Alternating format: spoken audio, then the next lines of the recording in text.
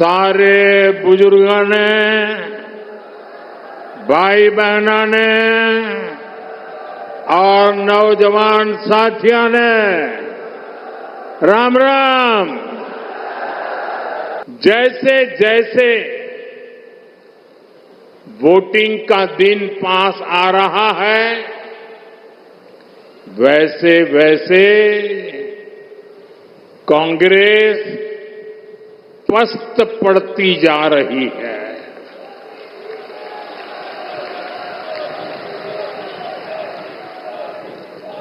हरियाणा में भाजपा के लिए समर्थन बढ़ता ही जा रहा है।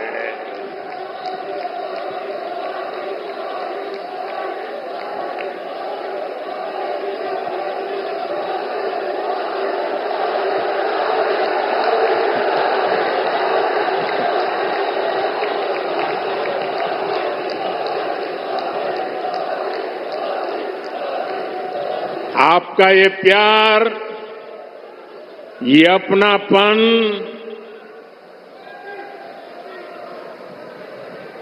हरियाणा का ये प्यार तो मेरी जिंदगी की बहुत बड़ी अमानत है।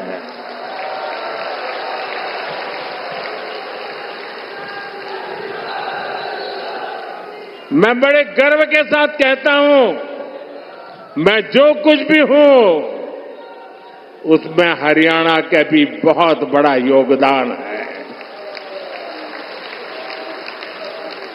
भाई और बहनों,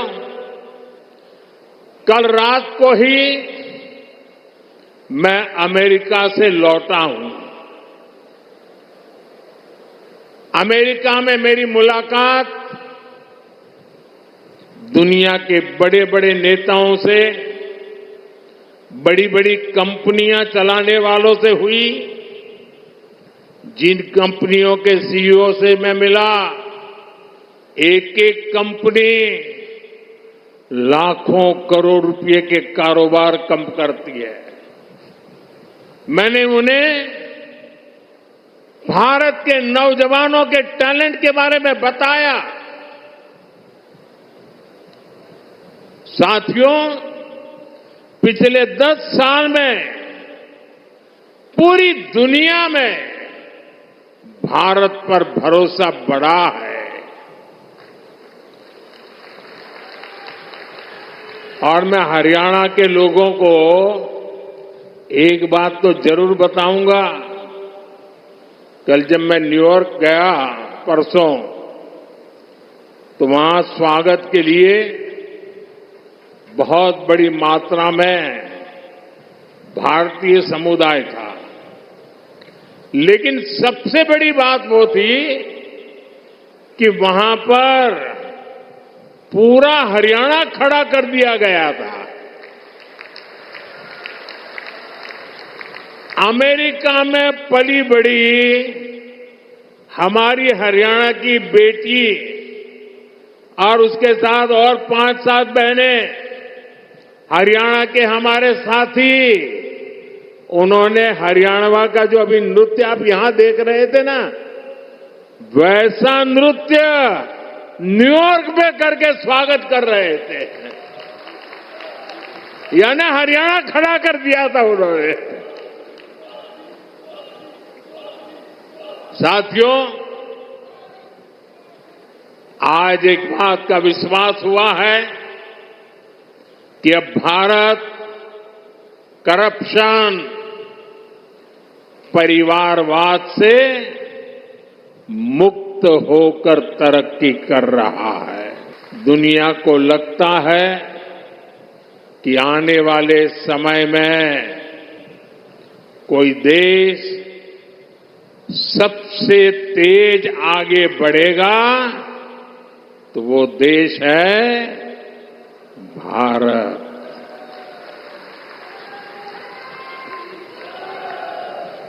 बेटे, आप बहुत बढ़िया चित्र बना के लाए हो, लेकिन ऐसे खड़े रहोगे तो थक जाओगे।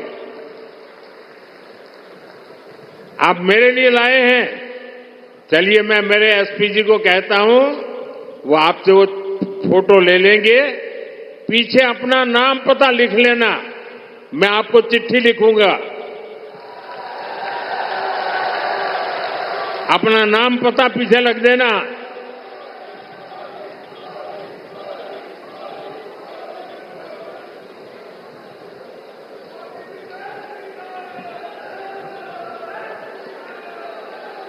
इतना बढ़िया चित्र बनाया है इस बेटे ने।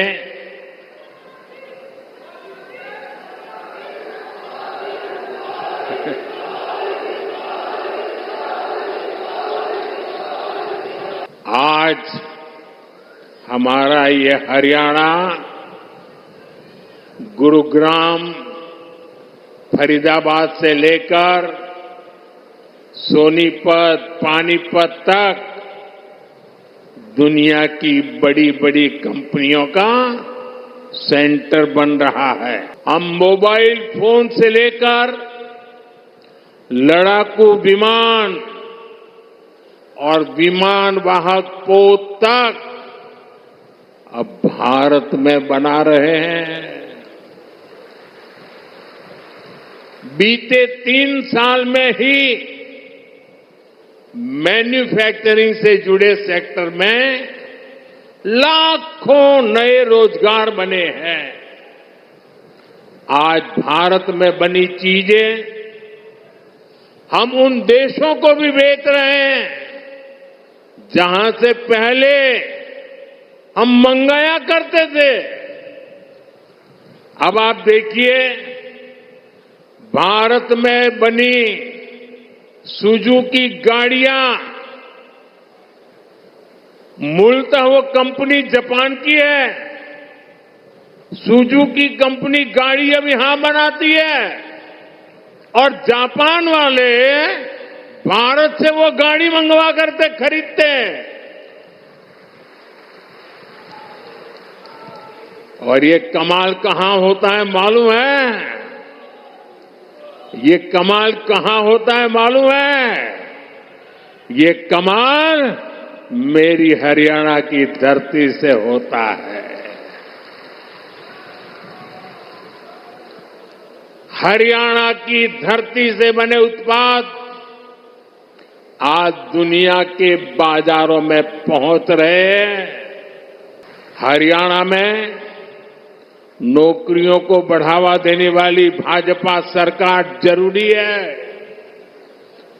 क्योंकि आप भी जानते हैं,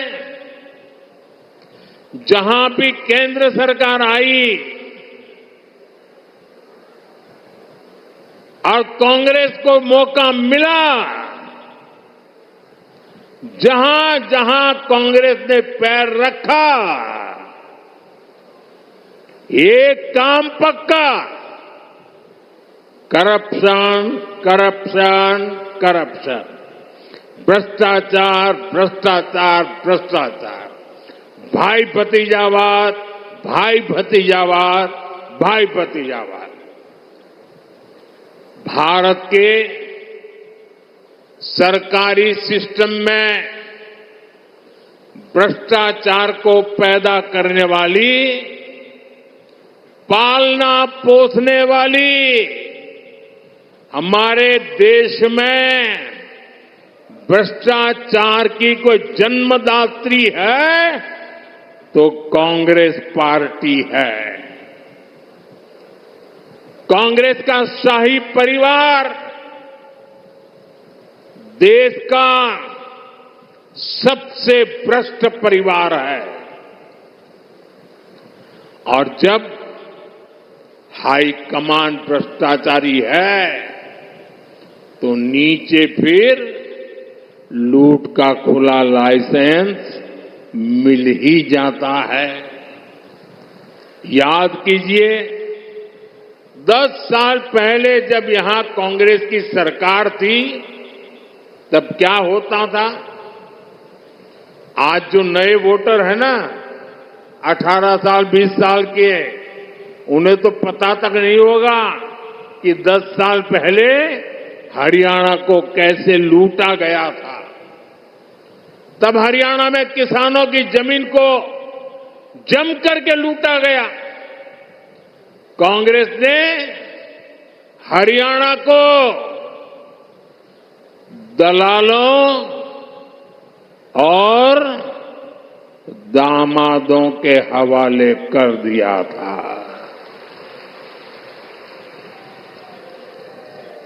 दलालों और दामादों से बचना है तो कमल ही बचाएगा।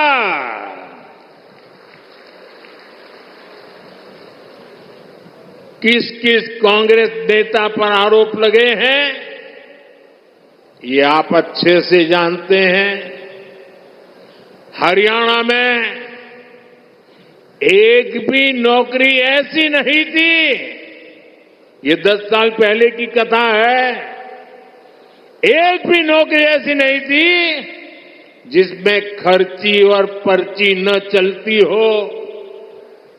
सरकारी ठेकों में जमकर भ्रष्टाचार होता था।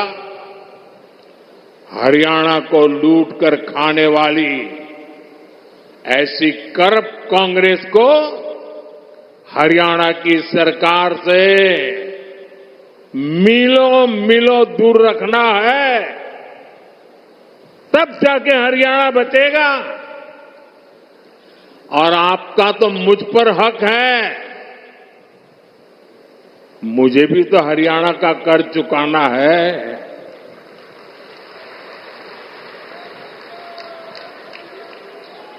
और मुझे खुशी है कि हरियाणा के लोग इतने समझदार हैं कि वो राज्य और केंद्र की ताकत क्या होती है ये जितना हरियाणा के लोग समझते हैं ना, हिंदुस्तान में और कोई उतना नहीं समझता है जितना हरियाणा वाले समझते हैं।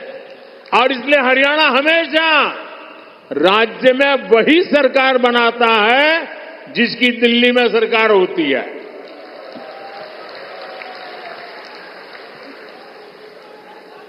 हरियाणा के लोगों की इसकी बराबर समझ है। साथियों, जैसी स्थिति यहां कांग्रेस ने उस समय बनाई थी, आज कर्नाटका में उनकी सरकार है। जरा देखिए, अभी तो 2 साल हुए हैं, क्या हाल करके रखा है। वहां कांग्रेस के मुख्यमंत्री उन पर जमीन घोटाले के आरोप लगे हैं। जब इसकी जांच शुरू हुई तो कर्नाटका के मुख्यमंत्री हाईकोर्ट चले गए। हाईकोर्ट ने भी उनको एक और डंडा मारा। उन्होंने कहा कोई मदद नहीं होगी। और कल ही हाईकोर्ट ने साफ साफ कहा कि जांच के आदेश सही है और जांच होनी चाहिए। अब देखिए, 2 साल मुश्किल से हुए हैं, आदत जाती नहीं है।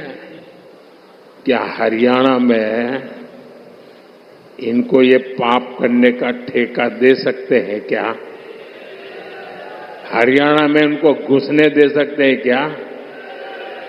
आप ये गलती मत करना, 10 साल बाहर रहे तो सुधर गए होंगे, ये सुधर सकते ही नहीं जी, ये कभी नहीं सुधर सकते। और भाइयों बहनों, कर्नाटका में सिर्फ जमीन घोटाले का ही मामला नहीं है, वहां मेरे दलित भाई बहन ये समझिए, कांग्रेस पार्टी के अध्यक्ष भी कर्नाटका से आते हैं, दलित समाज से हैं। कर्नाटका में दलितों के लिए जो फंड था उसमें भी कांग्रेस ने घोटाला किया। ये वहां की कांग्रेस सरकार ने, वहां के सीएम ने विधानसभा में खुद इस बात को स्वीकार किया है। अब बताइए, जहां भ्रष्टाचार होगा वहां दुनिया का कोई देश, कोई भी निवेश करने वाला, कोई भी कारखाना लगाने वाला हरियाणा की धरती पर आएगा क्या? तो हरियाणा का नुकसान होगा कि नहीं होगा? हरियाणा में निवेश नहीं आएगा तो नौजवानों को नौकरी कैसे मिलेगी? साथियों, कांग्रेस से बड़ी बेईमान और धोखेबाज पार्टी देश में और कोई नहीं है। ये हरियाणा के किसानों के लिए बड़ी बड़ी घोषणाएं करते हैं, लेकिन जहां सत्ता में है, जरा आपके यहां आए तो उनको पूछो, भाई तुम यहां आकर के सारे सपने दिखा रहे हो, कर्नाटका में तुम्हारी सरकार है, वहां तो किसानों को लागू करो नहीं बोल रहे हो। तेलंगाना में तुम्हारी सरकार है, वहां तो लागू करो। ये झूठ बोल रहे हैं, ये आपकी आंख में धूल झोंक रहे हैं। साथियों, हरियाणा के किसान हो या युवा, उनका भविष्य भाजपा सरकार में ही सुरक्षित है। बीते 10 साल में हरियाणा में भाजपा की सरकार है। हमारी सरकार पर, हमारे मुख्यमंत्री पर भ्रष्टाचार के कोई आरोप नहीं लगे। यहां भाजपा सरकार ने सरकारी नौकरियों में खर्ची और पर्ची को बंद किया। 8 अक्टूबर के बाद भाजपा की नई सरकार एक बार फिर नौजवानों के लिए हजारों नए अवसर बनाएगी। साथियों, सोनीपत, पानीपत की ये पूरी बेल्ट अवसरों से भरी है।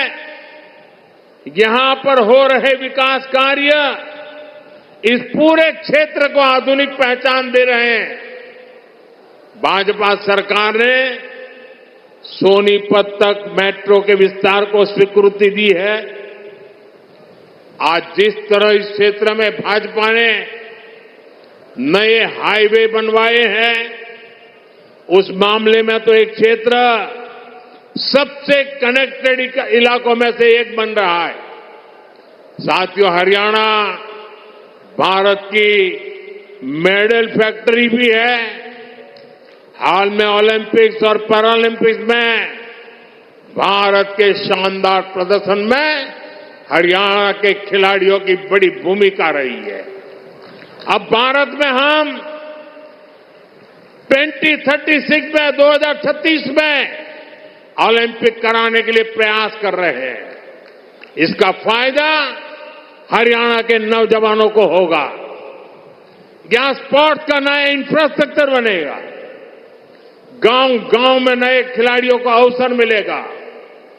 आप देखिए, देश की तीसरी स्पोर्ट्स यूनिवर्सिटी यहां भाजपा ने ही सोनीपत में बनवाई है। अब हरियाणा भाजपा ने घोषणा की है, हर जिले में अलग अलग ओलंपिक खेलों की नर्सरी बनाएंगे।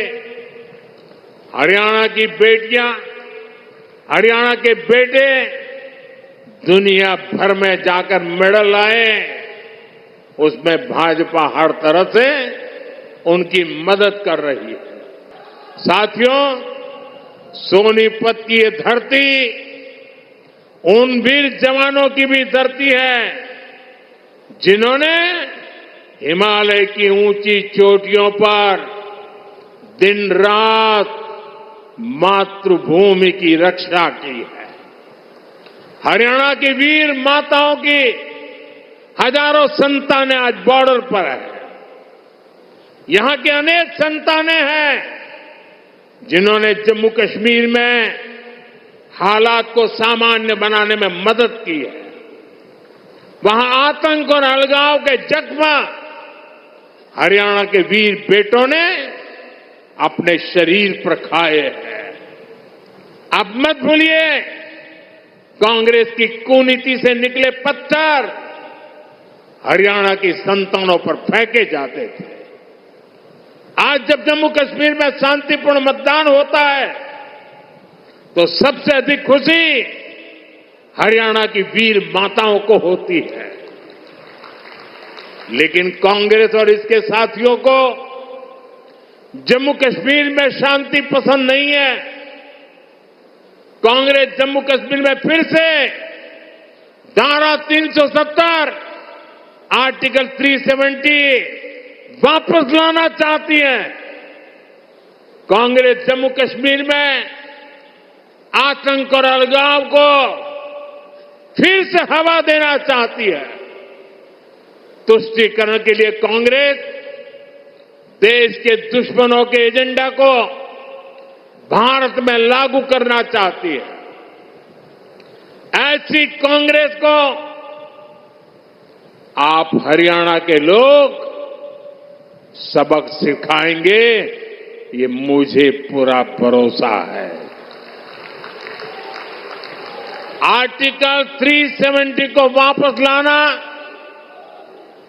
उन वीरों की कुर्बानी का अपमान होगा जिन्होंने जम्मू कश्मीर में आतंक के खिलाफ लड़ाई लड़ी है। साथियों, कांग्रेस ने दलितों, पिछड़ों और शोषितों के साथ भी धोखा किया है। आजकल कांग्रेस के भीतर यहां जो सिर फुटोवल हो रही है, ये पुराने पाकों का ही परिणाम है। याद कीजिए, 2014 से पहले जब यहां कांग्रेस का राज था,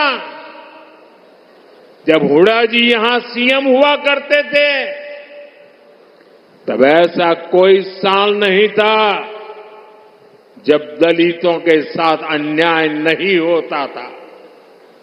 अनेक दलितों को जान से हाथ धोना पड़ा। दलित परिवारों की बहु बेटियों पर अत्याचार होते थे। हर कोई जानता था कि दलितों के खिलाफ इस घिनौने खेल को कांग्रेस ही खाद पानी देती है। और जो भी कांग्रेस की दलित विरोधी हरकत के खिलाफ बोलता है, कांग्रेस उसके खिलाफ साजिशें करने लगती है। ये आज हरियाणा का दलित समाज एक बार फिर हरियाणा के अंदर कांग्रेस का जो ड्रामा चल रहा है उसे देख रही है। साथियों, कांग्रेस ने हमेशा ही दलित, ओबीसी और आदिवासियों को भागीदारी से वंचित रखा है। ये तो बाबा साहब आंबेडकर थे जिन्होंने दलितों को आरक्षण दिया, वरना ओबीसी की तरह दलितों को भी अपने हक के लिए कांग्रेस की हार का ही इंतजार करना पड़ता। जब जब कांग्रेस सरकार से दूर रही है, तब तब गरीबों को, एससी, एसटी, ओबीसी को उनका हक मिला है। और जब जब कांग्रेस सरकार में रही है, उसने दलितों, पिछड़ों का हक छीना है। कांग्रेस के शाही परिवार से जो भी प्रधानमंत्री बना, उसने हमेशा आरक्षण का विरोध किया है। आरक्षण का विरोध, आरक्षण से नफरत, ये कांग्रेस के डीएनए में है। इसलिए आज भी हम देखते हैं कांग्रेस के शाही खानदान की चौथी पीढ़ी भी आरक्षण को हटाने की बात कर रही है। आपको कांग्रेस की आरक्षण विरोधी चालों से सावधान रहना है। साथियों, बीजेपी ने दलित, ओबीसी और आदिवासियों को सही मायने में भागीदारी दी है।